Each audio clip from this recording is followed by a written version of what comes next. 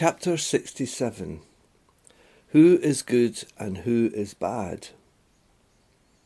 Maharaj, you have a lot of attachment to the body, and all body-related associations and relationships. My husband, my wife, my brother, my sister, my son, my daughter, my relatives, etc. Everyone has a different God. Religions have 33 million gods, but nobody sees. Nobody sees. Nobody is looking with open eyes, with the eye of knowledge. There are many spiritual people wearing long faces. Why? Be happy. Nisargadatta Maharaj used to say, those saintly people with all their knowledge, they should never be serious. Be happy because you realize that this life is illusion and spirituality is also illusion. This is a dream and that is a dream. Both are false. You are to laugh at the whole thing. Then everything will be calm and quiet. Be strong. Be strong. Remain in touch with you always. Always remain in touch with your selfless self. Don't have blind faith. Find out, who am I? Why is this life? People say, last prarabdha, this prarabdha. Whose prarabdha? What is the meaning of good fortune? What is the meaning of bad fortune? No fortune. Good or bad. This is the circle of body knowledge. Find out who you are. This is direct knowledge. No complications. Open secret. You have become attached to the body. You have much love and affection for it. You know that the body is not your identity and need to have this conviction. In order to establish the conviction, you must undergo the disciplines of meditation and bhajans. Then, slowly, silently and permanently, the entire truth will be absorbed. And then, aha! You consider yourself a dependent, unaware that you are totally independent. If you want to compare yourself to sky or space. And you are beyond sky, beyond space. The sky has some boundary lines. You do not. We are not accepting the facts, the reality, because of the pressures of love and affection for the food body. You accepted all these thoughts, illusionary thoughts, blindly. If you depend on somebody's thoughts, this means that you're not believing in yourself. You're not having faith in you. You don't know your power, your own tremendous power. Instead, you're always expecting somebody's help to take care of you. Why? Everything is within you. You are the source.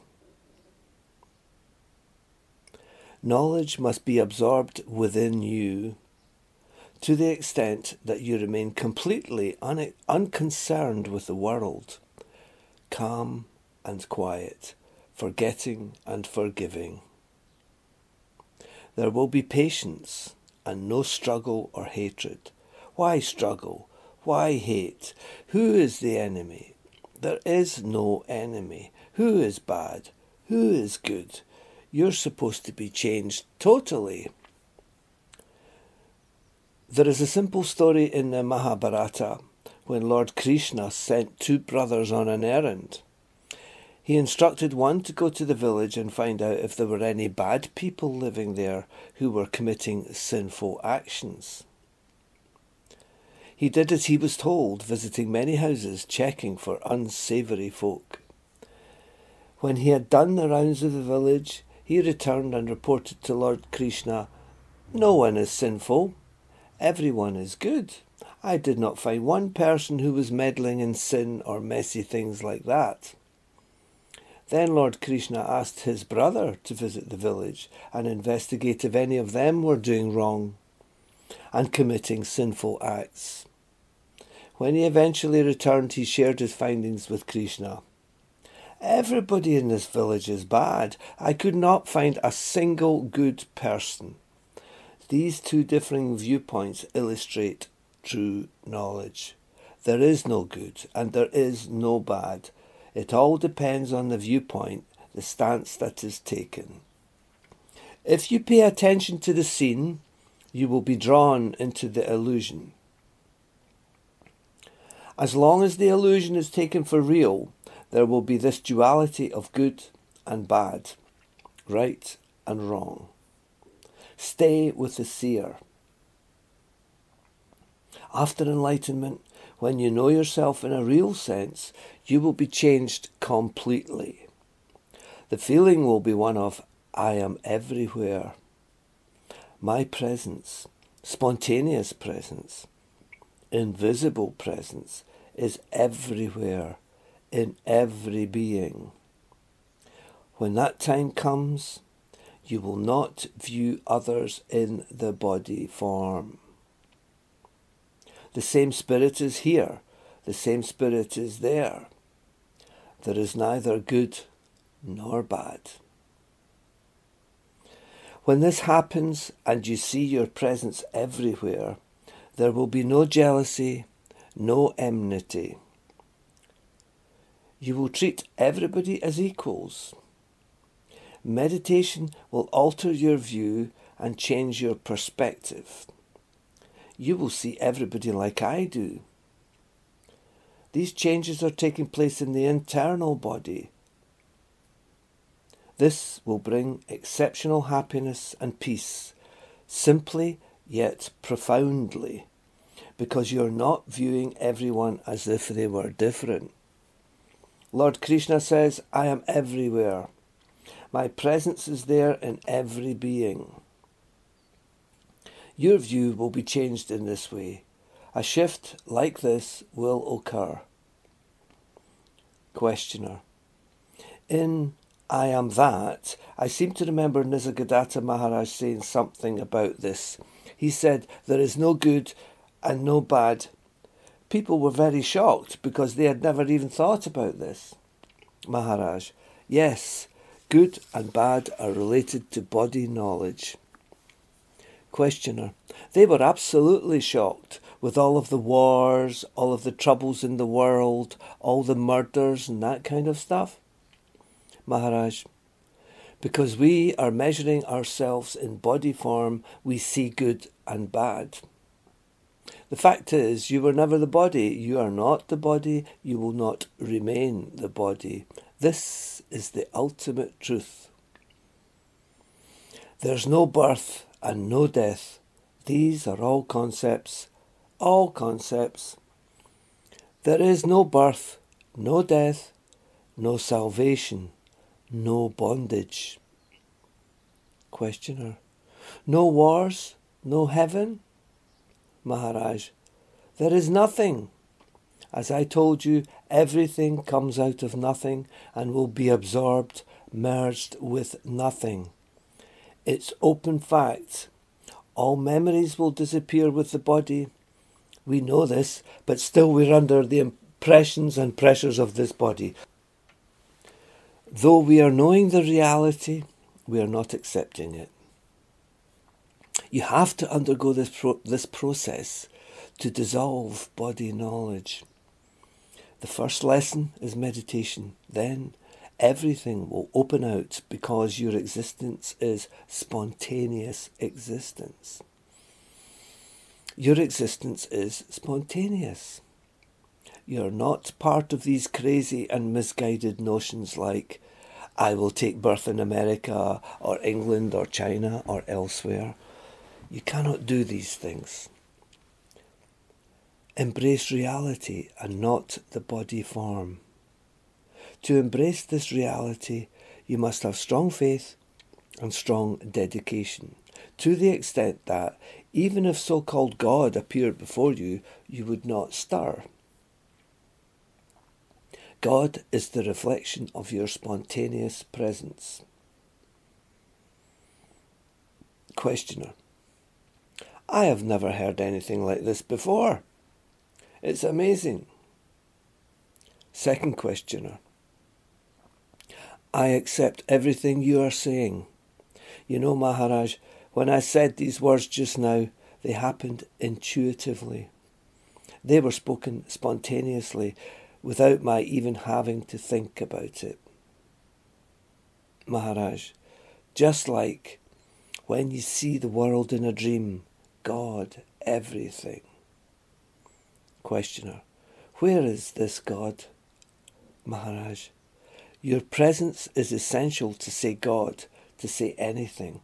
If your presence is not there, how can you see the gods and goddesses? Your spontaneous, invisible presence lies behind everything. Reality is beyond imagination, beyond intellect. Final truth, ultimate truth, exceptional truth. You may use any word. Words only act as a medium, a channel or instrument. Questioner: for communication? Maharaj, we have given birth to the words, created an alphabet, joined up the letters, made the words and given them meaning. Literal knowledge is therefore not sufficient. Questioner: a few words may come close. Maharaj, some indications can be found in these words. They do give a message, but basically we have invented the alphabets and given meaning to the words. Spirit is in body form, therefore we have to use these words to communicate. We cannot know ourselves through words, books, even the finest literature. We are prior to words, prior to language. We can only know ourselves through self-knowledge. The principle of spirituality means know yourself in a real sense. I am totally and utterly unborn. Only then will you become fearless. You are like sky. We are constructing all these walls, and yet the sky is there. When the walls collapse, where does the sky go? This is the way to convince yourself. The master key has been given to you. Now you have to operate it. This is the listener's truth. This is the listener's truth. The invisible, anonymous listener who sees through these eyes, listens through these ears, tastes with this tongue. Spirit makes all these organs active. If spirit were not there, you would not be able to see through these eyes, smell through this nose. Nothing. What is the conclusion of all this knowledge? Except oneself, there is nothing. There is nothing beyond ultimate reality. So don't go looking for thoughts, feelings, experiences, or another guru. Second questioner. Earlier, it was really strange because words came out of my mouth without my knowledge. So I was very surprised to listen to myself say that I accept everything you are saying. Also, this morning during the meditation, there was a strong indication of what you've just been talking about, that there is only spirit. My eyes were closed. Then a light appeared, which turned into a fire burning brightly. The message was that this pure sacred fire is always a light, always burning brightly. It was like the eternal flame of spirit. Maharaj, you are having good experiences, but they are not ultimate truth.